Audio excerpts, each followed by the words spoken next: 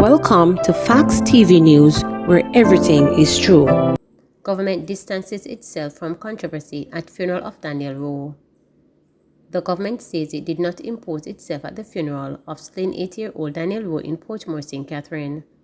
Upset family members expressed outrage about the program and claimed that some relatives were excluded for participating in the service, while a politician, among other persons, was allowed to speak. They walked out of the funeral, which was held at the Portmore Seventh-day Adventist Church. Arising from the controversy, the government in a statement stated that it was not involved in the planning of the funeral. It said Minister of Education Favour Williams attended the funeral in her official capacity and that the pastor requested that she make a statement at the funeral, which she did. No other person from the government was engaged in the funeral, it added. The government extended condolences to the family of Daniel Rowe and renews its call for the police to continue their investigation into her murder. Rowe was abducted from Britain Primary and Infant School in Portmore in June and later found with her throat slashed in St. Andrew. She later succumbed at hospital. Jafra hospitalized after motor vehicle crash. Dancehall artist Jafra has been hospitalized after being involved in a serious motor vehicle accident on Saturday morning in the corporate area. The DJ is presently recuperating after the accident, which occurred about 8:30 a.m. The DJ is shaken up. He is wearing a neck brace. He has lacerations on his head and is supposed to do a CT scan. He said that he just remembered being in an accident with blood all over his face and then waking up in the hospital, manager Anthony Taylor told reporters. Taylor shared that a passing taxi saw the accident and the driver rendered assistance, transporting the crime lord DJ to the Kingston Public Hospital. Jay Frost said all he remembered was 1 minute driving his Beamer on Lincoln Avenue and the next minute waking up at KPH. Eyewitnesses say a woman came out on him and the car crashed and completely right off. The vehicle is at the Matilda's Corner police station, Taylor stated. Born Sevin Jarrett, Jay Frost is from Glendevon, a tough enclave in the Montego Bay, St. James. He has helped to put the tourist city's dancehall sound on the map along with Tammy's brother, TJ and Squash. Jay Frost is best known for the singles Warming Up, Frustration and Crime Lord. Baker arrested for using profanity at Sunfest. Dancehall artist Baker was arrested for using profanity as he performed a night at the Reggae Sunfest now underway in Montego Bay, St. James. The artist, whose real name is Ronaldo Billings, was called off stage about 2 minutes remaining in his set after ignoring warning to desist from using expletives. Baker was taken to the police station at Catherine Hall Entertainment Center, where the festival is being held. Me I go tell any odd artist, where come on the stage here tonight, the police are very adamant, and that anyone that you curse any curse word, you will be sanctioned to the Montego Bay police station. Can't say me never did that one, no. Host Pretty Boy Floyd won after Baker left the stage.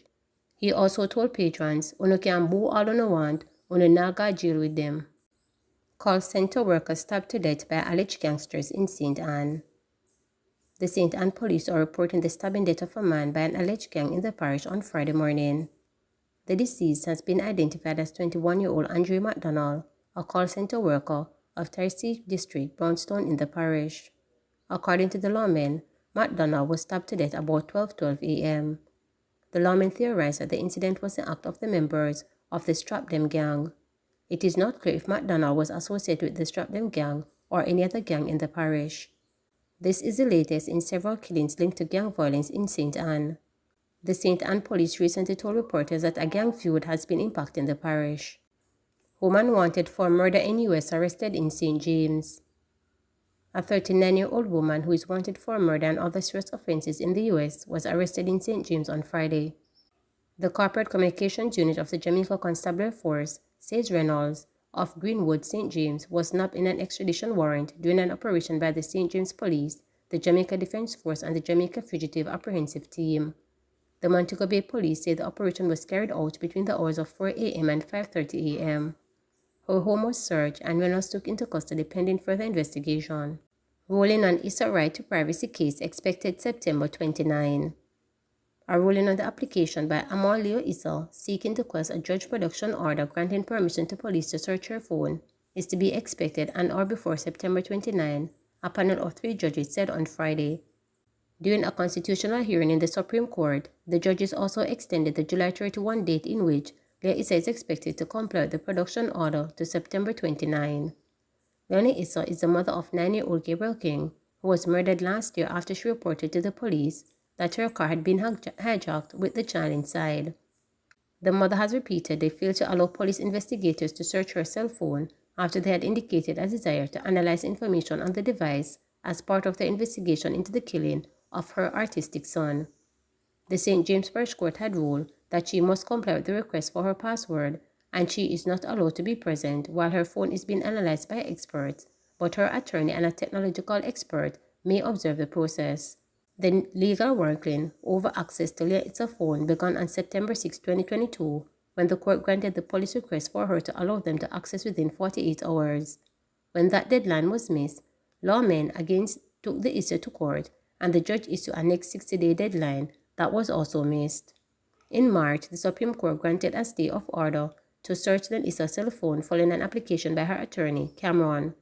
The attorney requested the stay as they await the outcome of the constitutional motion filed on behalf of Ms. Issa, challenging the order to search her cell phone. The attorney argued that the order to search her phone is a breach of her right of privacy. Gun found in bag at Mount Salem bar, man arrested. The police seized a Glock pistol fitted with a magazine containing 8.40 rounds of ammunition at a bar in Mount Salem, St. James early Sunday morning. It is reported that around 1 a.m., lawmen on patrol conducted a search of the business establishment in the area where the firearm was found in a bag. One of the patrons who claimed the bag was subsequently arrested. His identity is being withheld pending further investigations. Man killed at bar in Top Hill, St. Elizabeth as businesses come under siege. A construction worker was shot and killed at a bar in Top Hill, St. Elizabeth. He has been identified as 52-year-old Lloyd Cole, otherwise called Wrightsman, of a Top Hill address. According to police reports, Cole was sitting on a bar stool outside the bar about 1:45 p.m. when armed robbers approached the establishment.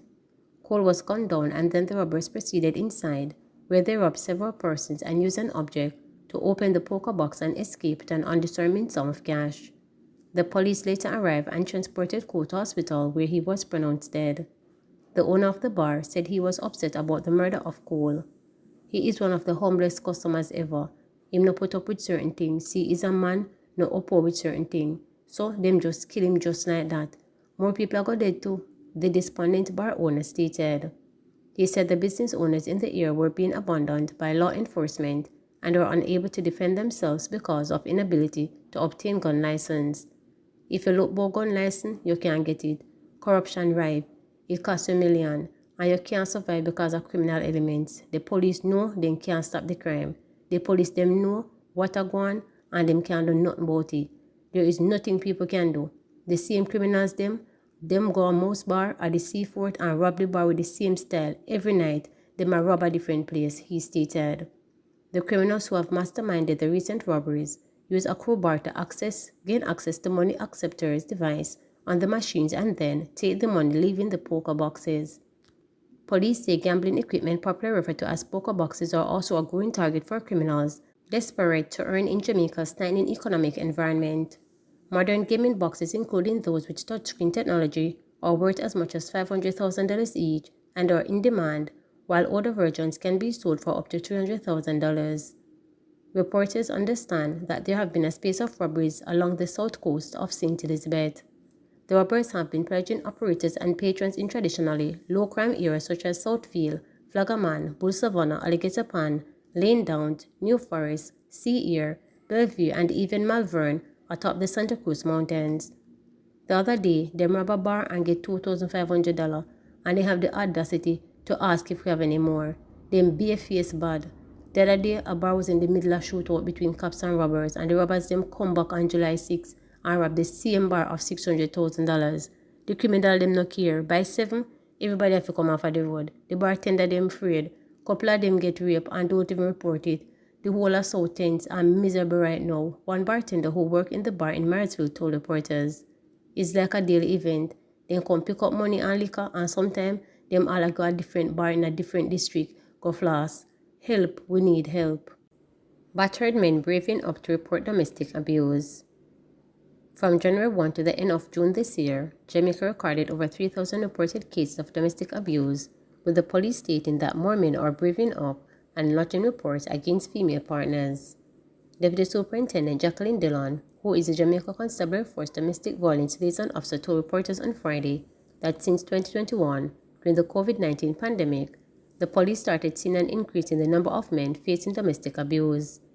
Dillon was speaking during the pass-out ceremony for 24 policewomen and men who underwent a 5-week domestic violence train-the-trainer course. The 24 are expected to train their colleagues on the best practices in dealing with domestic violence. The ceremony was held at the National Police College of Jamaica.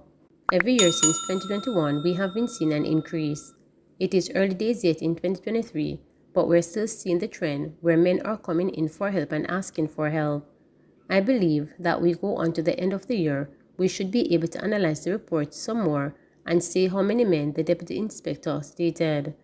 According to Dillon, the more than 3,000 reports the police have received up to the end of June is startling, but highlighted that it does not mean the country is experiencing more domestic violence than previously. It is a lot, but we have to also understand that more reports don't mean increases in domestic violence. It means that more people are becoming aware and are coming to the police for help. More people now know that they can reach out to various persons for help, including the police, she stated. Of concern to Dillon is that Manchester has been experiencing an increase in domestic violence reports, and she said that the problem is linked to 6 deaths in the parish since the start of the year. Overall, Manchester has recorded more than 600 reports of domestic violence, ahead of Kingston and St. Andrew, which reported between 300 and 400 reports respectively. Manchester is leading the numbers. Most of it is among intimate partners. We do have family members, but it is mostly intimate partner violence. We are doing a careful analysis of Manchester because Manchester does not have a domestic violence intervention center, and so going forward, we have to look at how we can put resources in place to assist and make it easier for citizens in Manchester to get help when it comes to domestic violence. There are parishes we never looked at before because we keep focusing on Clarendon, Kingston and St. Andrew and St. Catherine. Looking at the records is telling a different story when it comes on to these other parishes. I can't say it is caused by one particular factor, but we find that the reason tended to be a lack of communication, a lack of persons being able to resolve their conflicts in ways that are positive, and the fact that people are not able to seek help at an early stage. Communities are not open to helping people who need help. Domestic violence does not only rely on people within families to get the help, but it also needs the support of community members to help in ensuring people get the requisite help they need, Dillon stated. Please remember to subscribe, like, share, and click the notification bell for daily updates. Please remember to subscribe, like, share, and click